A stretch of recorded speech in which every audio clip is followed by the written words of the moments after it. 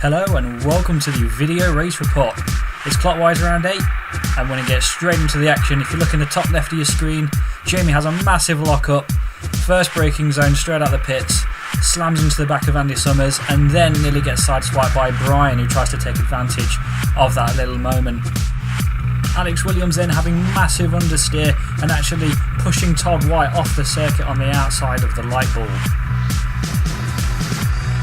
The conditions nothing but greasy, slippy and all round unpleasant following heavy rain that morning.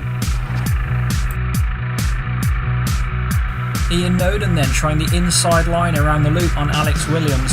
Little tricky to judge at this early stage, it can sometimes be a little too wet, but he keeps it on the black stuff. And now up the inside again through the final corner. He's going to try and get the better run out, but Alex, taking the line of least resistance, manages to just stay ahead. Todd White with a great run on John Magner. Knowing that the track was slippy though, he did not try and make the pass into the corner. Instead he nails an absolutely awesome move on the exit. They were side by side on the exit, as is Jamie and Andy Summers here. This was the battle for second place and it's really starting to hot up as Jamie has another look down the inside at the hairpin. The battle isn't over though for Todd White, who is still battling hard against Alex Williams, and we can see him now make that move into the hairpin. Another great pass. He now slots into 6th place behind Ian Noden.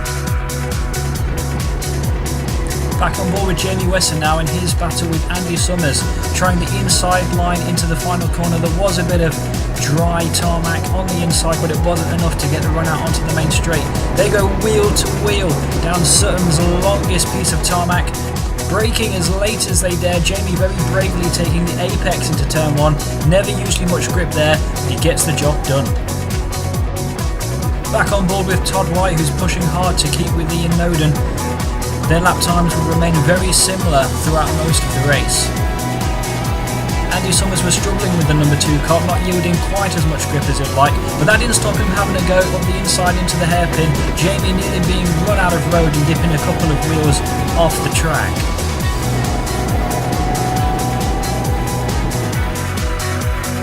While Jamie wrestled with his car, Todd White continued to wrestle with Ian Noden.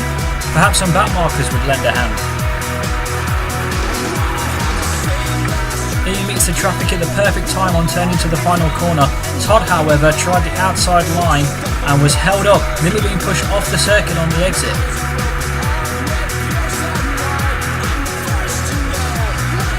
Further trouble for Todd White then as he once again gets held up through the final corner, pretty much putting a knife to the battle that he was having with Ian Noden. Emma and Chris Jackson were racing in the Sutton Championships for the first time and were doing an excellent job of holding their own, making Todd White work for this pass down the inside, having to turn in nice and early to get the move done. Same for Jamie Wesson, who made a nice late braking move into turn 1, nearly losing the kart on the apex. But I want to touch on some of Alex Williams' problems here. He had a terrible race, really struggling with his car. Massive understeer, as you can see there, he just sails off into no man's land. Nice easy pass for Jamie. And we're going to go on board with Todd now, who has a very similar scenario. He goes up the inside into the final turn, finds a bit of grip, but again, Alex is absolutely nowhere, really struggling with his kart. And he came home in 9th place. As we begin race 2 then, I want to make a special mention to Brian Steele, who had an awesome qualifying to line up 4th on the grid, and he managed to hold that throughout the first race. We go now into turn 1 of the opening lap for race 2, and Jamie once again nearly going into the back of Andrew Summers. Little bit of conflict going on through the light bulb, but everyone's still nice and close, and this was an excellent move by Tom Kitchener, who somehow finds some grip around the outside and went round both me and Andy Summers. However, on turning to the switch, Andy gives Brian a little side swipe, who then pushes Tom off the circuit onto the grass on the inside. Back in dual camera mode then as the drivers approach the final part of the lap, and some still struggling with the extremely tricky conditions on the surface. Into the final corner, and Jamie has a go on Brian Steele, but a small knock sends them both wide. Tom somehow manages to find grip from absolutely nowhere and manages to pass both me and Brian. Back on board with Tom now, he's going to have a look into turn 1 on Emma. and he makes a pass again in his favourite spot coming out of the corner. They're level as they exit, but as we go into the light bulb he is clearly ahead. Some action kicking off ahead though. That's Paul on the inside. Oh, and here comes, I think that's Andy Summers, finding a gap on the inside of Todd White there and making the move on the run into the hairpin. In the lead, Alex Williams was finding that he was having a much more driver-friendly car underneath him, and he was trying to build a gap to the rest of the field. In the top left of the screen, John Magnan gets it horribly wrong as he goes off onto the grass on the exit of the loop. I think he was looking over his shoulder to find where his rivals were, but a slight lapse in concentration and he is off the track. There was nothing Todd White could do to stop the onslaught of Tom Kitchener, who is having a superb race. Down the inside, makes the pass on Todd. Can't quite make the move on Chris Jackson, but around the outside, finds some grip and slides himself ahead. In the top left, you can see Emma have a bit of a moment as she slides off onto the grass. A move out of the hairpin for Todd White, and he too is ahead of Chris Jackson. But the battle we want to watch is the one just ahead of him between Andy and Todd. These two are going out and out for the championship. And here we join them into turn one. They've just come up to the back of Paul Whiffen, trying his best to hold them off, but I don't think this is a siege that he can withhold. As Paul goes wide at the light bulb, Andy and Tom take advantage, pushing ahead on the exit, narrowly avoiding that cone. We now join them again as they both come out of the final corner side by side, Tom getting a really good exit, and they're going to go level down the main straight. Tom now commands the inside line down into the first corner. He makes it stick. Is there enough grip for him to stay ahead? No, Andy sees the corner and makes a great cutback. Paul Whiffen, now you see him, now you don't. Todd getting on the inside of the light bulb, finding the shortest route round and moving himself ahead. Paul tries to fight back through the switch, but to no avail. Jamie was finding his car difficult to balance, and even passing a rookie was proving difficult.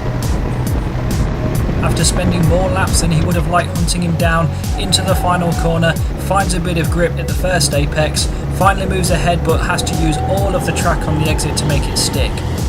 He'd been struggling with his car, some examples of the chronic understeer he'd been suffering with here, nearly spitting himself off on the outside of the light bulb as Chris tries to fight back.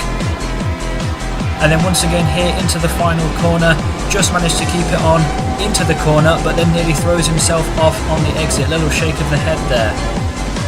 This is a great example. He's turning, understeer, back end kicks out on him, slow as you like.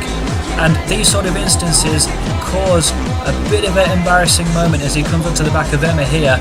Once again you can see that chronic understeer going into the light bulb, and as they come out of the switch he does not get the traction that he would like. As they go into the hairpin, he's too far back, and the slowest accident you'll ever see. Hands up, my fault, terribly sorry, and really bad time for Jamie. I'm going to end this video with a lap by lap comparison between Jamie and Todd. As you can see, they're both going across the line at exactly the same time. This footage is taken from two absolutely random laps during the second race of the day, and as we go through the first sector of the lap here, both going to their light bulb at the same time, both have a few moments, Todd getting a bit of oversteer, Jamie getting a bit of understeer, and as they go through the switch they're pretty much neck and neck. However, on the one up to the hairpin, Todd has a much better exit and much better traction and much better braking into the corner, and nice and smoothly around this loop as Jamie fights his kart. Going up toward the final corner, and I think Todd's stretching out a bit of a lead, but it's here where he makes up most of his time, and he takes the inside line whereas Jamie takes the outside, and this nets him in essence around about half a second. Approaching the starting line once again, that's a timing line he just goes over now, and there it is, Todd clearly ahead before Jamie has even reached the timing line. And that's about it for this video. Thank you very much for watching. I will see you next time.